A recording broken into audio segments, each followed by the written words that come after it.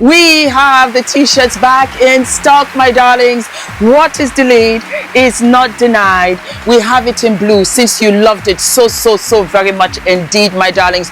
You better go ahead and get your t-shirt before it sells out, because I just might go ahead and do a yellow t-shirt for you and an orange t-shirt. You have to bear in mind, Baby Girl is a small brand. We are self-funding here, so I can only do so much. But yes, the t-shirt is back and I am living and loving. I also have a surprise for you. Yes. You asked and I said, why not?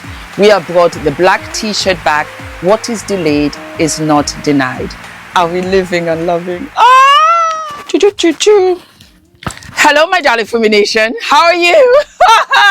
How are we, baby? The t-shirts are back. The t-shirts are back. I'm living and loving. I got the blue for you, baby. What is delayed is what is not denied. And I am the happiest and I am the most grateful and I am the most rounded and most centered. I just love this stage of my life at the grand old age of 57. Drop it down in the comment section how you're feeling. Drop down your ages. I love to do that. I love to encourage you guys because it's turned out that my later life was really the best. I am really living my life, living my best life right now. And I want to encourage you girls that are 22, 23, 25, 30, 45. Change your career if you're not happy. Change the city that you live in if you're not happy. Do not stay in any relationship if you are not embraced, because baby, you got to go where you are where you are loved. What is delayed is not denied, and 90% of the time you are protected. You might look at it and think all of your friends are bypassing you. All of us are different. We are all going to go to our maker at different years. I've lost friends, school friends now, who have passed away 15 years ago, 20 years ago, 30 years ago. Don't compare yourself to nobody. Always look at them as inspiration. Leave it at that. Something doesn't work out, that's okay. Not now, maybe better later. All right, so why are we here? I'll tell you why we are here, because this is all sister to sister out here in these in these wonderful streets. I think it's on my computer. Yeah. It's what it's called. What? It's called love and support. Okay. So listen to her story, okay? I have been married to my husband Jude for 3 years. We were living peacefully until 2 weeks ago. I came back from the market and saw a young girl, maybe 23 years old, sitting in my parlor. She was eating my food and using my remote to change the TV channel. Before I could even drop my bag, her mother walked out of my guest room with her boxes. The mother looked at me and told me not to shout. She said her daughter is 1 month pregnant for my husband. She told me that since Jude is the father, her daughter will stay here until she gives birth. She even warned me that if I touch the girl, I am touching the baby. I looked at Jude and he could not look me in the eye. He just bowed his head. He told me it was a mistake and he cannot send a pregnant woman into the street because her parents have already disowned her. The disrespect is too much. This girl, blessing, does not greet me at all. If I say good morning, she will just hiss and turn her head. She is wearing my clothes. I will wash my favorite wrapper and hang it outside. And the next thing I know,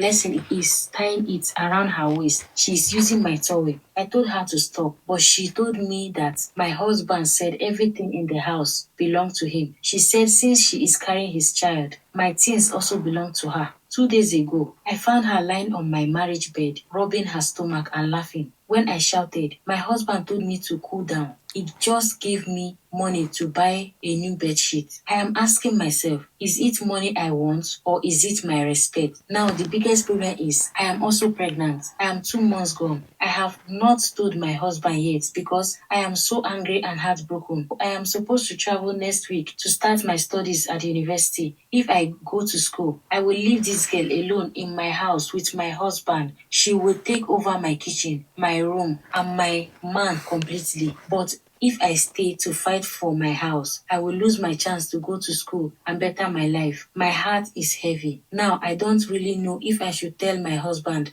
I am also pregnant so he can see that I am also special. Or do I go to school and leave my house for this girl to take over? Or I should just pack my bags and leave this marriage entirely? Please help a sister. Advise and guide me through this. I don't want to lose my mind.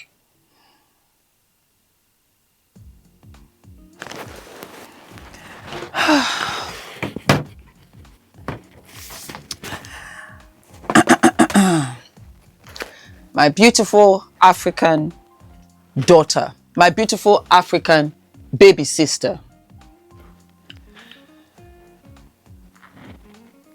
You don't have a marriage. From the second that girl entered your house, your marriage was over because that was when you found out. That is one. You're not fighting for anything. There's nothing to fight for. The man is useless. The man doesn't respect you. The man is sleeping around without any protection. Introduction of diseases. This resulted in a pregnancy. But who's to say that he's not going to continue doing this? Again, none of your business. You've only been married 3 years. Just chuck it down as a very bad investment. I would suggest very strongly you get an education. Your education is the key that will open multiple doors throughout your years on this earth. Education is yours. Whatever you learn, you can master. Whatever you master becomes your currency. And you sit in a position where you can demand your salary or you can build your own company. The opportunities are endless. And with confidence and with this bout of this bad experience, it also educates you on how you look at men, on how you look at relationships. The only person that you can rely on truly is yourself. You cannot rely on anybody, and you should not. If I stand up and go onto the scale, it will tell me that I weigh 140 pounds. I'm 5'9". Can I carry 140 pounds? No, I can't. I can't even carry my son, and he's 70 pounds now. It's too heavy. The point I'm trying to make is that why would you expect anybody to carry 140 pounds for you when you cannot do it yourself? It means you have to rely on yourself at all times. It means that even if you are in a marriage, you carry yourself in that marriage to lighten any load. It means that when you carry yourself financially, emotionally, you are constantly working so that when circumstances happen like this, you know what you can do? You can take whatever items that you can use and multiply and what? And go. The bed sheet, the bed, the cooking, the kitchen, all of that. How is that your business? That's not your business. In fact, you know what she's helping you? You don't have to sleep with the idiot anymore.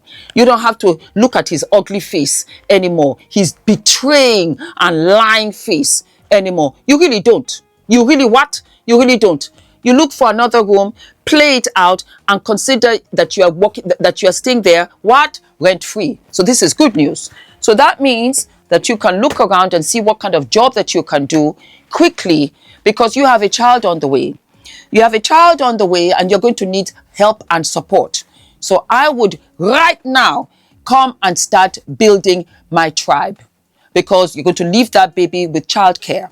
Do you have money for childcare? Do you have money to rent? Do you have money for clothing, for food? You have a baby. The baby has got to go to a hospital every once in a while because they're going to be sick with this, that, and the third. That's going to be your new life. Why? It's easier that way because if you stay here, you are going to constantly be fighting with this young girl and the baby that's coming that is going to be older than your child. Do not get into this web of craziness in the name of getting married. You're not married. This is modern day slavery and stupidity to boot. You have nothing in this residence. If anything at all, you use the residence to your advantage.